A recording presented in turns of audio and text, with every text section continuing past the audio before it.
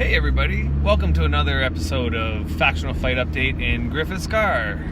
As you can see, I'm driving home and I would like to chat with you guys about a few things that are bouncing around my head. Let's start with this one. On the last episode of our stream, we were discussing something that was mentioned in the update called, Haven's Landing. Haven's Landing is a deed that was founded by Retrograde on Independence.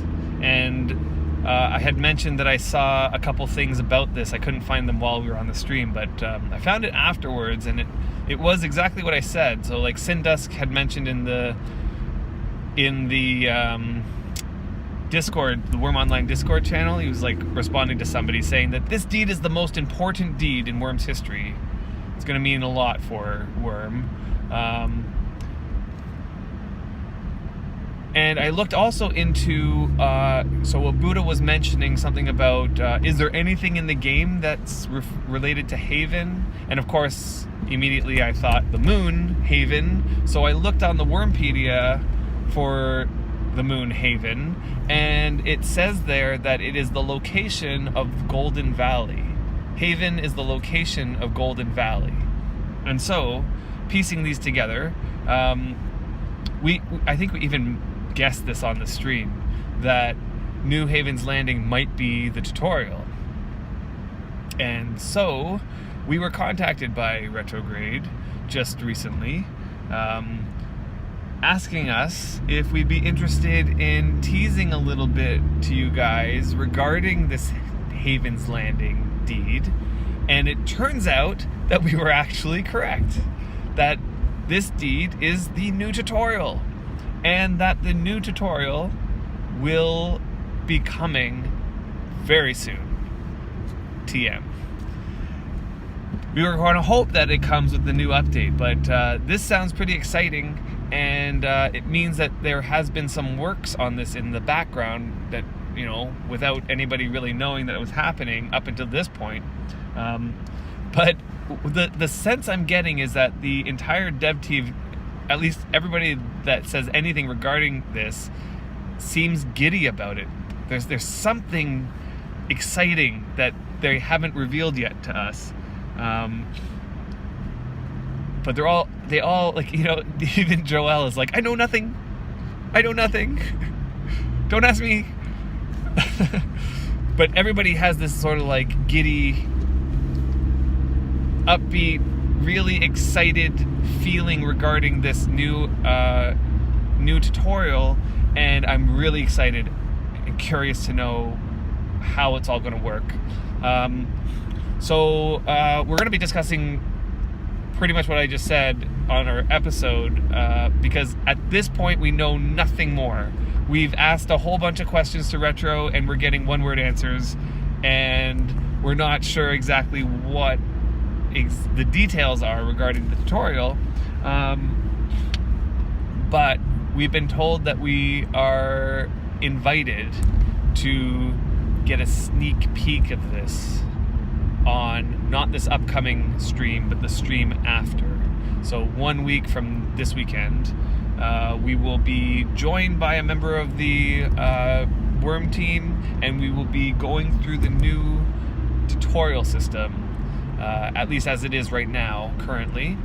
I've been told that the deed is going to be constructed, and it's going to be a full open deed in the sense that all players can do stuff on that deed. And I guess they're going to set the permissions just right, and I'm not sure exactly how they're going to get around, let's say, for example, a new player coming in and just digging a massive hole or bashing a fence, or I don't know. Maybe they will disallow those sorts of things. They'll probably have to think through this very carefully, the permission system for that deed.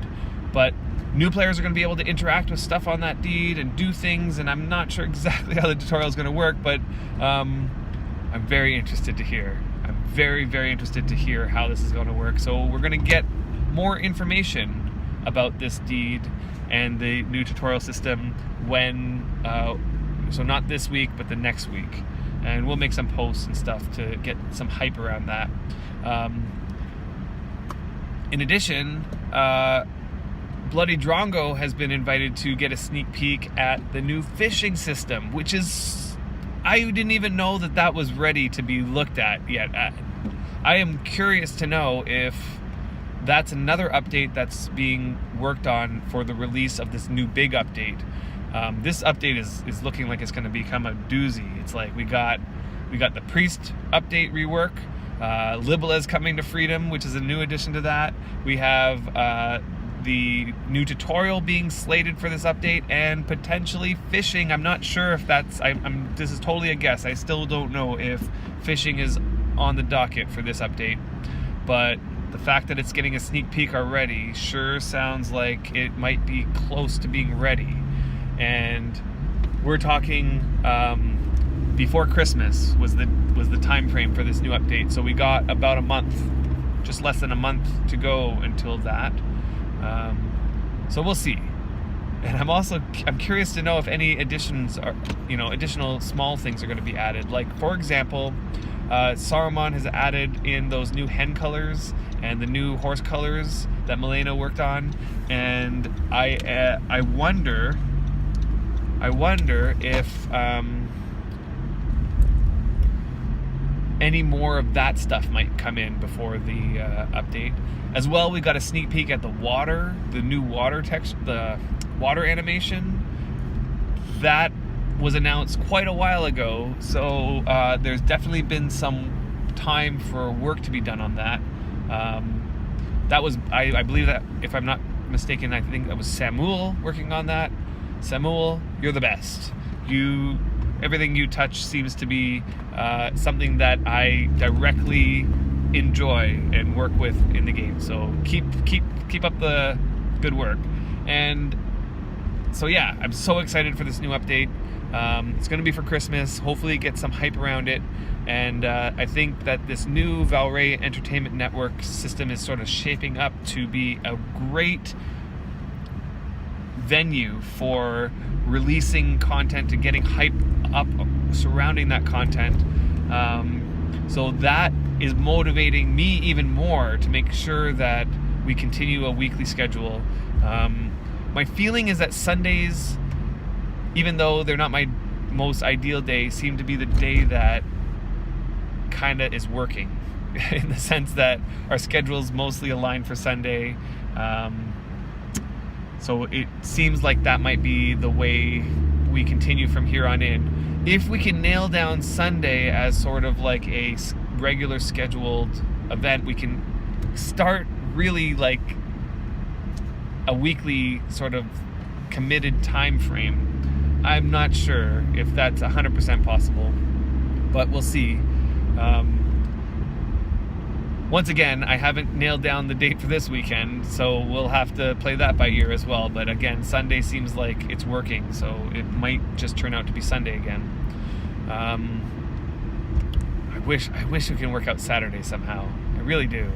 But I know this Saturday I have plans for the evening, so I won't be able to do Saturday. And Friday is always an option, but we'll see what happens. Sunday looks like the day this week. That's what I'm thinking. So another thing I want to discuss is, so Katspur, or Milena, also made another post on the forums, which opened my eyes to something that I didn't know before about horses in general. And she was mentioning that different breeds of horses can have different colors. So it's not really the color of the horse. This is real life now, not Worm. It's not the color of the horse that determines, let's say, its abilities, but rather it's like each horse has kind of like a body type. I kind of think of this sort of I guess, I don't even know how I think about this, but I guess the way that she was describing it is that, you can have like what she called a hot-blooded horse, which is sort of like a leaner, more agile horse that may get, to higher speeds. And the example she gave was like an Arabian horse. These are nimbler horses that are skinnier, and but you can have that kind of horse in all the types of colors that there are available for horses.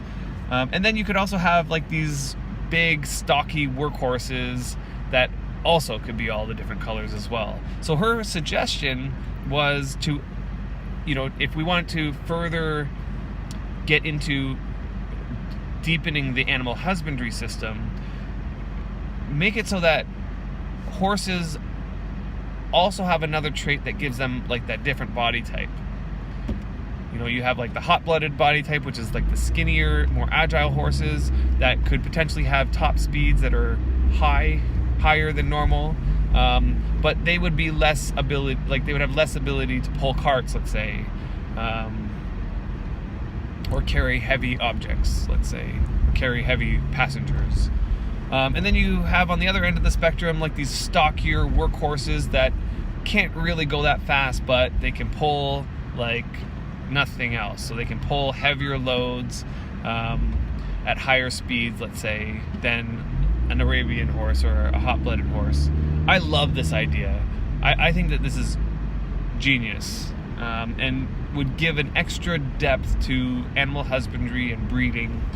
Now, before they go adding things like this willy-nilly, I would really love to see a developer take on the animal husbandry system or the entire creature system and work out a complete overhaul of the entire system, as opposed to, let's say, cherry picking particular things and adding them in one after the other without thinking about the grand picture of it all. I definitely love this idea that Milena is suggesting as like a piece to that, but I would like to see this sort of like addressed to all animals, and to think about how we can diversify the types of animals. Like, for example, you can have cows that are specifically bred for milking. Let's say we have milking cows that can produce, let's say, more milk than a normal cow, for example.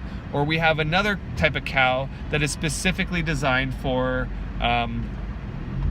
production of beef, let's say. So if you breed this particular kind of cow, you get higher production of beef, maybe even a higher quality of beef, or something like that. Like, think triple A Angus beef or whatever, you know what I mean?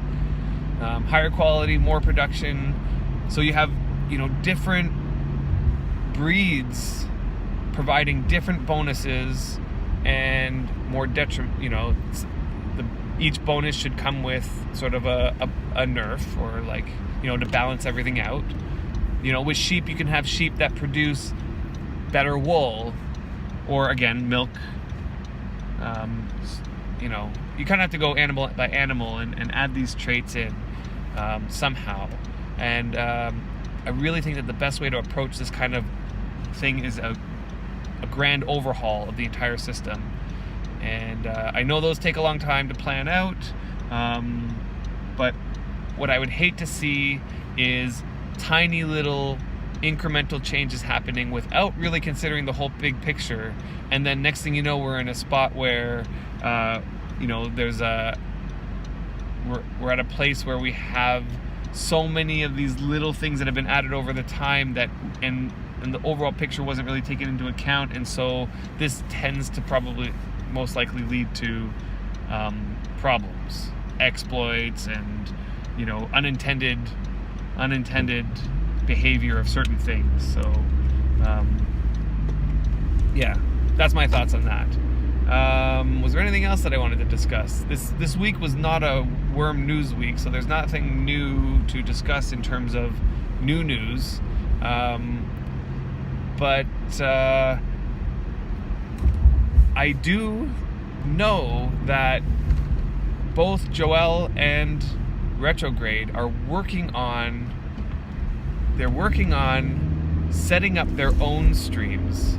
At first, Joel is going to stream just random, like any player, just a regular stream, just to get her feet wet and try to figure things out, which is amazing. I love seeing more streamers get into this. It's definitely a learning curve. I wish you the best of luck, and I'm going to be tuning in as often as I can and watching the VODs and things. But the potential tentative plan seems to be that we might be getting regular official worm streams. official Worm, videos, which I think is amazing. Like that, I played Sea of Thieves for a while. Great game, by the way, Sea of Thieves, although it didn't last very long. It's one of those games that is like great for a month, and then you don't really have much else to do, and then it's done. It's one of those games. But what I liked about that is that every week they would have a developer update through the form of a video. And so you would watch that video and they would be talking about the behind the scenes things that they are working on, and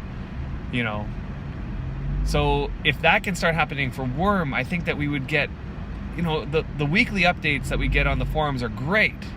They're great, but they're sort of like just snapshots and well thought out ideas. But when you're on a stream, you can get more detail, more. The audience asks questions, the developers have their things that they want to say, and then there are things that they can't say. But I think it's sometimes through what they don't say, they're saying things. You can sort of pick up on body language a little bit more. You can pick up on tone of voice, and we'll get a lot more information and a better sense of the behind the scenes things that are going on, because it's amazing what's happening.